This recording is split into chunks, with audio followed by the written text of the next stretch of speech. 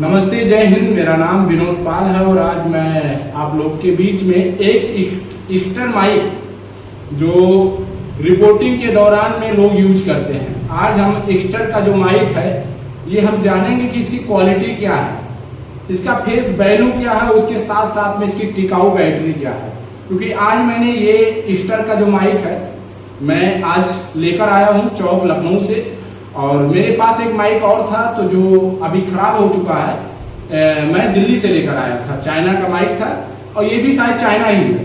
और मैं चाइना की इसलिए बात करता हूँ क्योंकि सस्ता प्रोडक्ट अगर आपको लेना है तो आपको सस्ता प्रोडक्ट जो भी मिलेगा वो चाइना का ही मिलेगा।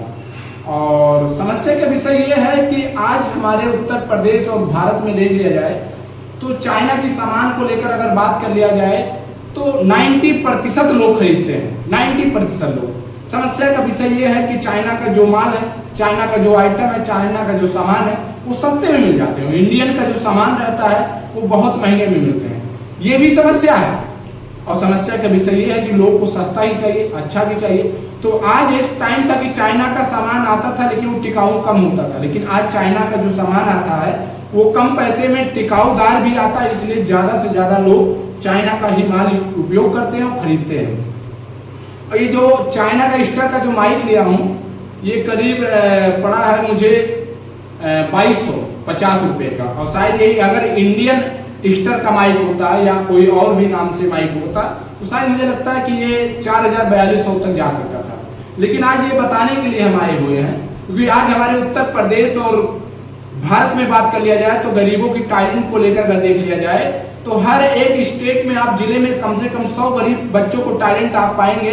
अगर ये सरकार उत्तर प्रदेश के मुख्यमंत्री जो देश के प्रधानमंत्री जी डबल इंजन की सरकार ध्यान दे ले जाए तो शायद मुझे लगता है कि चीन और चाइना को 5 साल के अंदर में हम लोग उससे टेक ओवर कर लेंगे, हम लोग आगे निकल जाएंगे, हर सेक्टर में आगे निकल जाएंगे।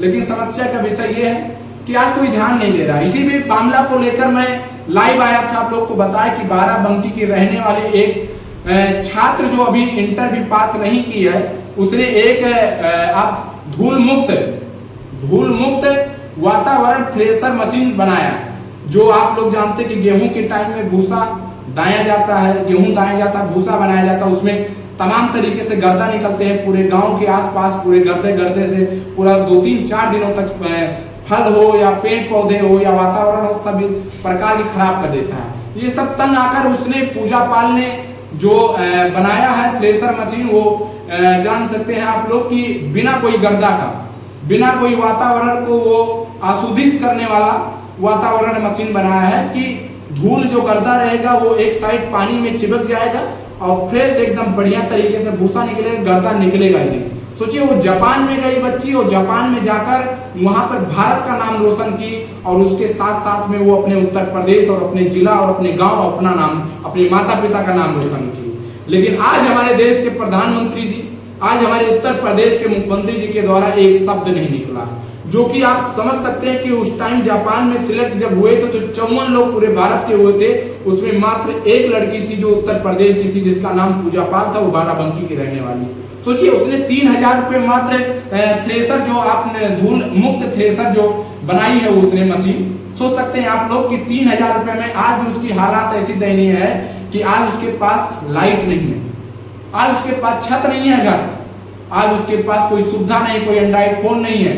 सोच सकते हैं कि हमारे उत्तर प्रदेश की दयनीय हालात है। उस बच्ची ने किस तरीके से लड़ाई को लड़ा।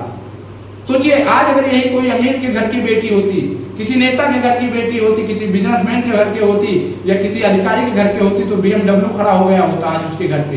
लेकिन आज भी उसकी हालात ऐसा है कि मीटर घर तक चला गया है लाइट का, लेकिन केबल नहीं आया है, इस वजह से लाइट नहीं लग पा रहा।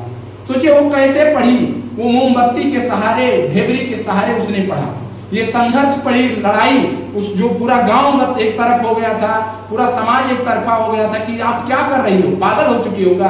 तमाम तरीके से ताना बोली घर वालों को मिल रहा था कि आपकी बेटी कर क्या रही है, ये कौन सी मशीन बना रही है, क्या कर पाएगी। उसने 3000 रुपये में मात्र मशीन बना दिया। तो ये चाइना का माल इसलिए मैं दिखा रहा हूँ क्योंकि मजबूरी है, हम भी गरीब लोग और मजबूरी में हमें लेना पड़ा। ये ईस्टर का माइक है, ये देख सकते हैं। और ये ईस्टर का माइक जो हम आप लोग को दिखा रहे हैं इसमें खासियत है, आवाज भी बढ़िया देता है और उसके साथ साथ में ये टिकाऊ भी लेकिन समस्या का विषय यह है कि हमें मजबूरी में लेना पड़ता है चाइना का सामान, मजबूरी में लेना पड़ता है। हम 100 में 90% कह सकते हैं कि अगर हमारे भारत में इसी तरीके से गरीबों के टैलेंट को अगर देख लिया जाए और सरकार हमेशा हर गरीब को या हर टैलेंट को आगे करने लगे ना, मनोबल को बढ़ाने लगे, तो 5 साल के अंदर में टेक ओवर हम लोग कर लेंगे। भारत का नहीं, पूरे दुनिया का सबसे नंबर 1 में हम लोग टेक्निकल में या किसी भी कंपनी या किसी भी व्यवसाय में हम लोग आगे आ जाएंगे। लेकिन समस्या का विषय है गरीब की बच्चों के टैलेंट को दबाया जाता है भाई, क्योंकि वो भी अमीर हो जाए, वो भी उनका नाम हो जाएगा, उनका भी प्रदेश जिले में नाम हो जाएगा। इसलिए गरीबों के टैलेंट को देख लिया जाए। तो आज किस तरीके से किया जा रहा है, ये माइक है, ये माइक लिया हूँ बहुत मजबूरी में लिया हूँ, ये सरकार की नाकामी की वजह से लिया हूँ, देश के प्रधानमंत्री जी के नाकामी से लिया हूँ, और उसके साथ साथ में यहाँ उत्तर प्रदेश और देश के उद्योगपतियों के नाकामी से लिया हूँ। क्योंकि अगर आज गरीबों के टैलेंट को अगर देख लिया जाता तो ये माइक इंडिया में बिकता, ये माइक इंडिया में बनता और इस माइक को दाम भी उसी दाम में रहता। लेकिन समस्या का विषय ये है कि चाइना का अगर माल खत्म हो जाए, चाइना अगर सामान बनाना बंद कर दे, भारत में देना बंद कर दे, तो शायद हम लोग उतना अफोर्ड नहीं कर पाएंगे, हम लोग नहीं ले पाएंगे सामान को, हम लोग नहीं यूज कर पाएंगे। चाहे मोबाइल हो, चाहे टेलीफोन हो, चाहे उसके साथ में माइक हो, चाहे कंप्यूटर लैपटॉप हो या अन्य कोई भी प्रकार की सुविधा नहीं ले पाएंगे भाई, क्योंकि चाइना के ही माल हम लोग गरीब लोग यूज करते हैं। हम लोग इंडियन प्रोडक्ट नहीं यूज कर पाएंगे क्योंकि हम लोग मिडिल क्लास से बिलोंग करते हैं। इसलिए देश के प्रधानमंत्री जी से कहना चाहेंगे, उत्तर प्रदेश के मुख्यमंत्री जी से, गरीबों के टैलेंट को पहचानिए और आगे बढ़ाने में मदद करिए। और कल जा रहे हैं हम लोग उत्तर प्रदेश के बाराबंकी की गरीब छात्र जो इंटर भी पास नहीं की और धूल मुक्त प्रदूषण मुक्त उसने थ्रेसर मशीन बनाया जो गेहूं दाया जाता है, उसको हम पुरस्कार के साथ साथ में उसको मनोबल को बढ़ाने के लिए आगे के लिए उसके मनोकामना करेंगे। साहस में जो उसकी लड़ाई रहेगा उसके लिए हम थोड़ा सा मनोबल में उसके साथ साथ में उसकी हिम्मत का एक थोड़ा सा प्रकाश का किरण जगाएंगे और उसके साथ साथ में देश के प्रधानमंत्री जी से, उत्तर प्रदेश के मुख्यमंत्री जी को बताएंगे कि ये गरीब की बेटी है जो आज उसने देश में नहीं पूरे भारत में नहीं पूरे विश्व में नाम झंडा गाड़ कर जापान से गाड़ कर आ गई और आज भी उसके घर पर लाइट नहीं, आज भी उसके घर पे टेलीफोन नहीं, आज भी उसके घर पे लाइट नहीं, आज भी घर पे उसके पंखा नहीं, ये हाल है। आज भी उसके घर पे छत नहीं है। तो देश के प्रधानमंत्री जी बड़ी बड़ी दावा ठोकते थे, इतने करोड़ लोग को हमने घर दिया, आवाज दिया, आज उस बच्ची के घर क्यों नहीं बना?